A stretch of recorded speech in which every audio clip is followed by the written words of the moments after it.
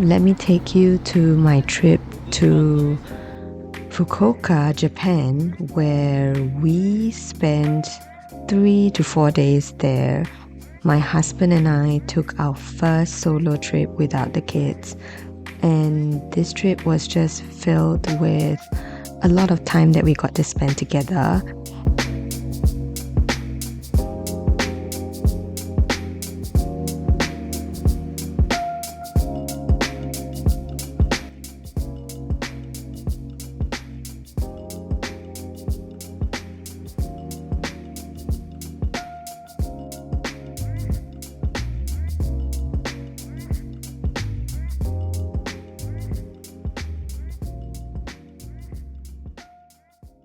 Besides the city and town, we also got to experience this beautiful nature, and this was a first for me where I got to experience flower fields just sprouting all over the space. This here is Cosmo season in Fukuoka, and we are in this little island where they have seasonal flowers, and it was so beautiful. I had to capture so much of this footage.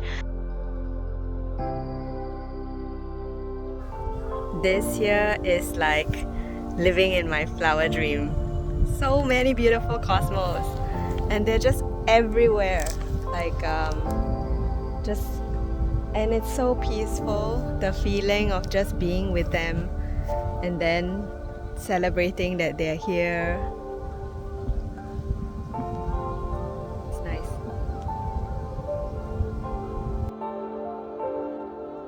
All of that inspiration left me feeling this huge urge to create and paint, but I didn't bring any of my paint supplies. So I captured all of these videos and photographs, hoping that I would bring it back to the studio and paint them. Now, this is where these flower fields actually inspired an upcoming watercolor retreat that I'm going to be hosting in January 2024.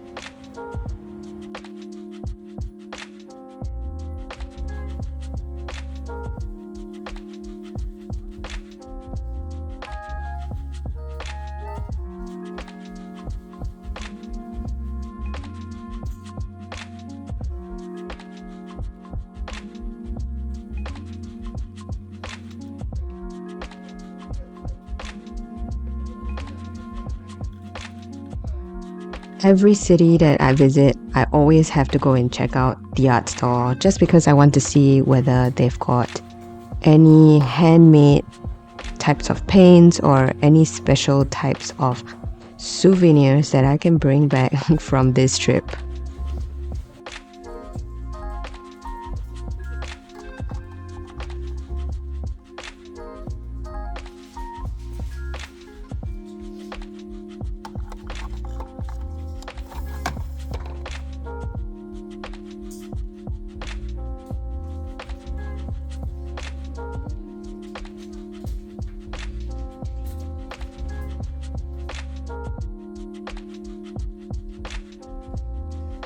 There is such a huge array of pigments here.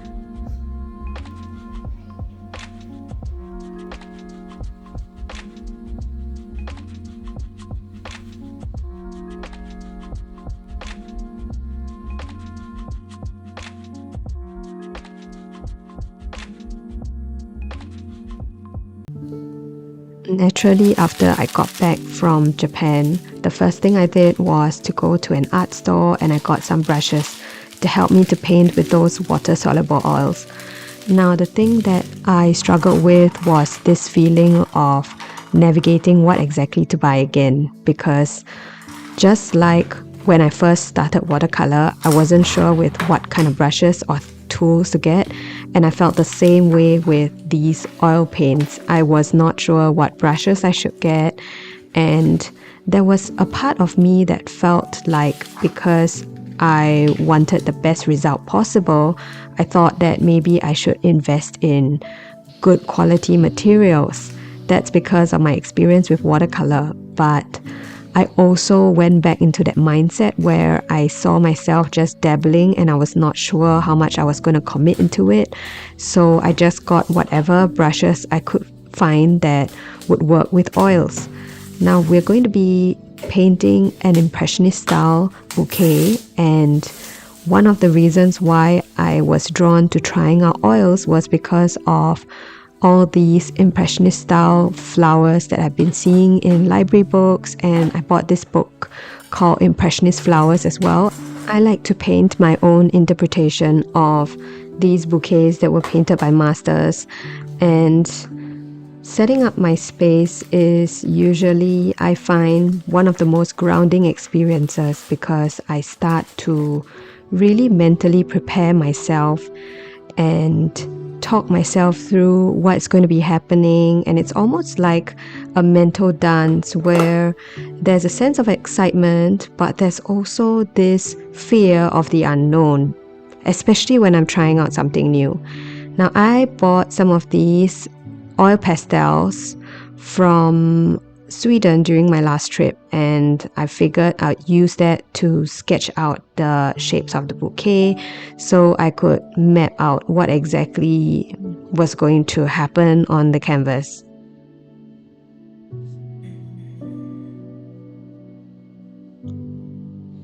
I think it's natural to feel a little lost when you are trying something new, just because many of us have comfort zones. And my comfort zone is in painting flowers.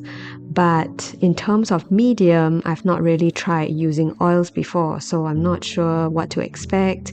And I am sort of dipping my toes and feeling some of all of that anxiety that's coursing through my body, just thinking about whether I am going to create something that I want or I like. There's always this thought that comes through our mind, especially when we are creating. Of course, at the end of the day, we truly want to create something that we like and that we can enjoy and admire. But I think that sometimes we need to take a pause and start reflecting on wanting to appreciate the experience of actual creation rather than the outcome itself. And I find that when I was doing watercolor and being self-taught, learning through tutorials had really got me stuck into figuring out an outcome and a destination that I was headed to, like for example painting a rose or painting a lily, and all of these were outcome oriented, or they were a destination, and this really hindered me from enjoying or focusing on the experience of actually creating and enjoying what I was doing. So I find that while we are doing the art and painting or whatever that you choose to do, all of those small little experiences, whether it's setting up your materials, like what I mentioned, how that experience grounds me, or even looking for a suitable reference photo, or even just sitting with the discomfort of uncertainty, is such an important part of the experience, because when you are creating, it's not always going to be a straight path. In fact, it's not always A to B, but there's always all kinds of paths that you can take. And really, I think when I started this channel and I did step-by-step tutorials, one of the things that I noticed was that while people really enjoyed watching me paint and learning from me, one thing that I felt I was contributing to was just giving people an outcome or a quick fix or a way to do things without really allowing them to pay attention to themselves and listen to what they are able to do instead of just seeing what I can do. Now, I know I'm getting really philosophical about all of these, but I find that it's so essential that we start from the beginning tuning into our own voice, before, and getting confident and comfortable with that before we actually start to listen or see what other people have in terms of their opinion with how they paint and how they do things. And this is really how you stretch and grow your creativity and evolve where you are and start to learn what kind of boundaries you can push or what kind of comfort zones you are willing to move past. So at this stage of my painting, I am just kind of filling in the petals or the floral shape. I have already blocked them out using the oil pastels before, which I find is really helpful because one thing I learned about oils is that they take a longer time to dry and they tend to blend with one another. I'm actually using water-soluble oils, and the nice thing is that they are definitely easier to clean up. There's no toxic fumes that are going to impact my kids. So in a way, I get to really play with this in a safe manner. And I find that one thing I'm really enjoying at the moment with this medium is probably that it stays wet for a much longer time as compared to acrylics and gouache. It also means that I get to play around with blending a lot more. However, I do find that I have problems mixing with a very dry brush because I am trying not to get my brush too wet because I don't want it to feel like there is water on the canvas. And I'm also getting used to this because with watercolor we tend to use water with our paints. I don't really use a dry brush very often, so working with a dry brush was definitely new for me, and there was a little bit of learning curve. But I have to say that I really enjoyed that it feels a lot more expressive, meaning that I get to really just move the brush in whatever way I want and play around. The ability to layer is really something that I really liked as well. And using various brush sizes to add details and blend some of the colors and the edges of the flowers together with the background, that really gives all of those character and feels that I really liked in this painting. I just thought I'd share with you a belief that I used to have. Now, when you go into an art gallery, one of the things that you will notice is that it is usually represented by oil paintings or paintings that are not watercolor. It almost feels like watercolor doesn't really have that same weight to be a fine art piece in a gallery as compared to oils or other mediums. And this is where, when I decided to give oils a try, I felt this build-up of pressure where I suddenly had to live up to something, even though I wasn't planning on exhibiting my work at a gallery or something, but we always have so much pressure that we place on ourselves. And more so in the early phases when I was painting, whether it was watercolor or whatever kind of art I was creating, I often had this question: am I an artist? Am I worthy of that title? Or what exactly would that title entail? And that question felt like such a heavy weight on my shoulders, especially as I continued doing the art and feeling like maybe everyone else was doing the same thing. It does make us wonder a little bit about originality and where it comes from. And the interesting thing is that when I look at my kids and I see the way they create so freely with no apologies, they are just wasting paint or painting on themselves, their hands, their arms, and smearing it on places, and they're so happy. That joy of expression that comes with it really shows me that they wouldn't mind calling themselves an artist just because they're holding a brush to begin with. But for adults, we tend to have specific expectations or limiting beliefs that really hold us back. So as I was doing this painting, one of the things that I really enjoyed and felt was that this medium was new to me. I was kind of figuring things out, but I'm also learning to let go of specific expectations or specific things.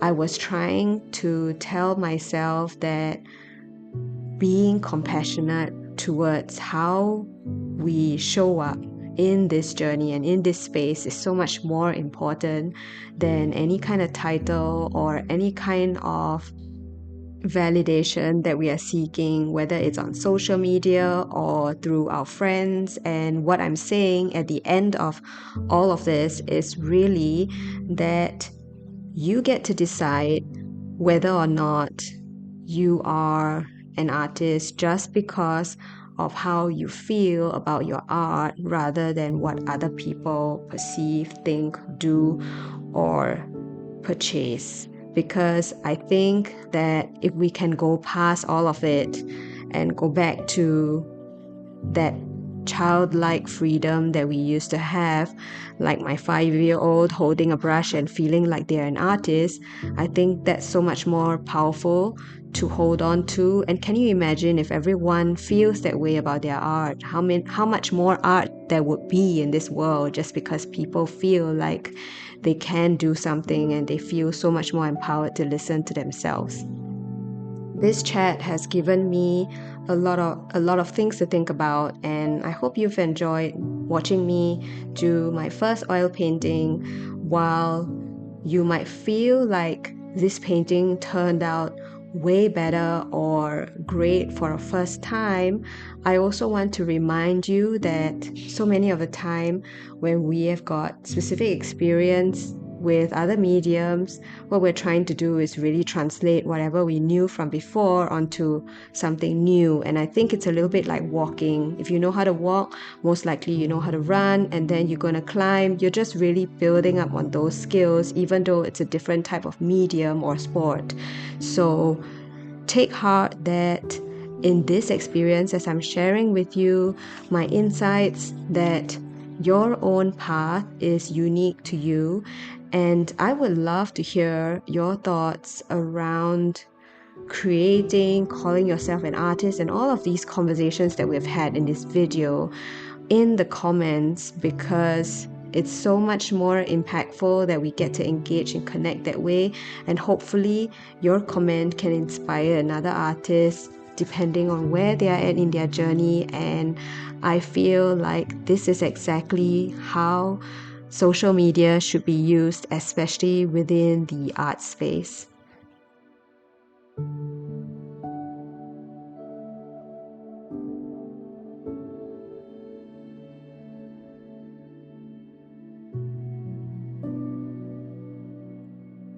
I had so much fun creating this video.